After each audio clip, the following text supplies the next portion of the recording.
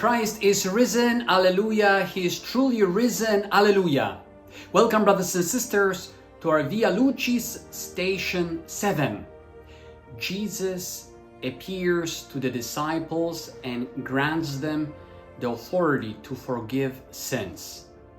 We find out that when he comes to the cenacle where the disciples were gathered, he entrusts them with the Spirit. We hear in the Gospel of John. Jesus said to them again, "Peace be with you. As the Father has sent me, even so I send you." And when he had said this, he breathed on them and said to them, "Receive the Holy Spirit. If you forgive the sins of any, they are forgiven. If you retain the sins of any, they are retained."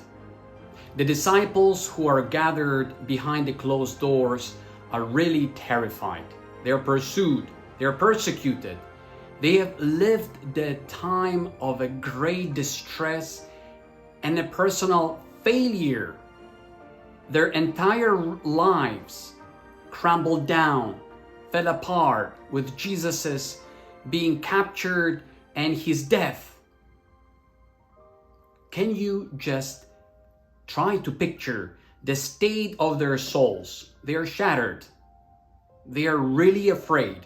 The fear of death captured them. That's why they closed doors.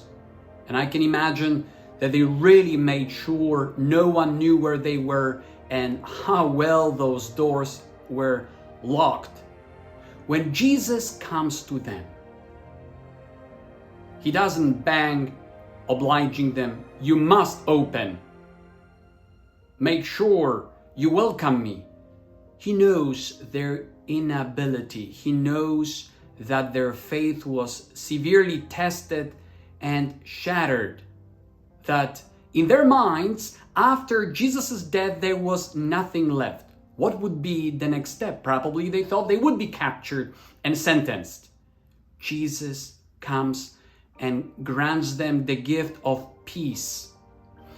I've been wondering which tomb was more deadly, figuratively speaking, the one where Jesus laid, or where the disciples were, spiritually speaking. After Jesus was raised by the Father, he comes to raise the disciples up. Let us think about our enclosure, our doors closed. When we were hurt, when we were wounded, when we were rejected, abused, taken advantage of, we know how quickly we shut down. We don't want to open up. We are afraid. We don't want to be hurt again. We don't want to be taken advantage of once again. It's painful. We keep those people who damaged us, who hurt us, far away. And probably even just a memory of someone who hurt us brings about very unfriendly and painful remembrance. That's the tomb. That's the corpse within us. We may be walking around and smiling and pretending everything is okay, but there is a corpse within us. Very painful one. This is where the disciples find themselves at. Closed, shut down within. Now to raise their faith again, to bring them back to life, to raise them from their despair of the closed doors to the life of a new day of the resurrection. Only Jesus Christ can do it. And as he comes, he grants them the gift of the Holy Spirit. He breathes on them. That's the same image that we find in the book of Genesis, when God breathed in Adam's nostrils. That's the new creation. There was already one creation. They need to be recreated. Jesus breathed in them, gave them the Spirit, telling them, "Receive, take the Spirit."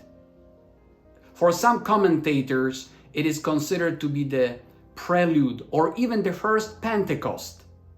Pentecost of healing their wounds, of making them experience Jesus' love towards those who lost their faith, who are traitors, helping them to forgive themselves.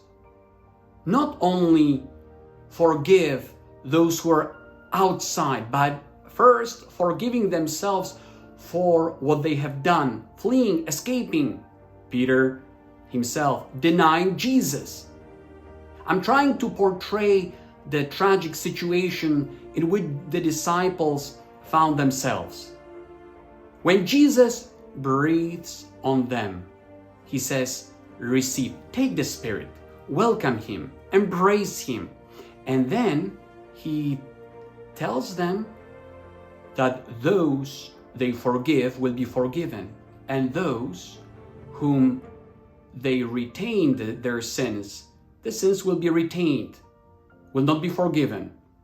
Well, Jesus doesn't tell the disciples, you must forgive those who had crucified me. You must forgive the Sanhedrin and the high priest who had handed me over to the Roman authorities. You must. If you don't, then I will not be your master. No. Let's notice. First, Jesus tells them, take the Spirit. Receive my Spirit in you. Then, forgive those who are meant to be forgiven. And if you don't, then you retain. But it is the Spirit that will be working in them. It will be the Spirit that will be the provider of the grace, making them capable of what right now is completely impossible for their own human strength.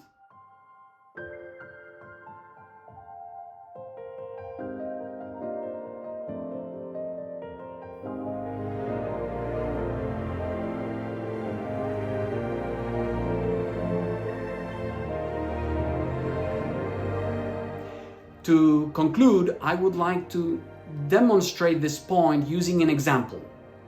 There was a couple that was about to get divorced. They couldn't forgive each other. They were at the throat of each other, hating, despising, and really hurting each other badly. When they were already fed up with their marriage, they decided to quit and to divorce. They went to talk to the priest, who, by God's providential inspiration, he told them, okay, wait. I would like to ask you first thing. Go to this retreat over the weekend. Live this retreat well, and then you will decide. But first, welcome this gift of the retreat.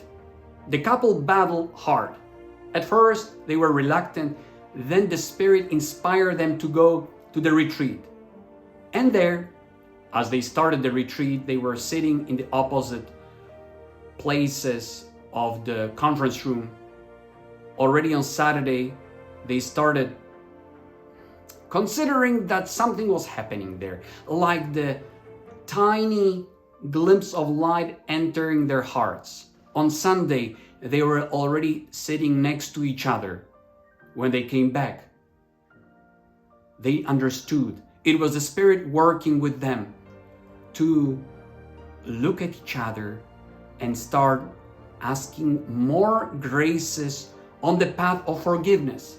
If that priest had told them, you must forgive, on that Friday or Thursday before the retreat, they would have said, impossible, we don't want to do it. But since he told them, receive the Spirit, go to this weekend, and then you will see. And they saw. They received the Spirit. They received the power of God's grace that they never imagined would be able to work so powerfully in their marriage. And they were saved. And they are still together, happy and grateful for God's marvelous work. Today, Jesus doesn't tell you or me, you must forgive your persecutor or someone who hurt you. No, he only says, receive, take the Spirit, take my Spirit. Those whom you forgive will be forgiven. Those whom you do not forgive at this stage will be retained. but receive the Spirit. God bless you, brothers and sisters, as we continue our Via Lucis. Christ is risen, alleluia. He is truly risen, alleluia.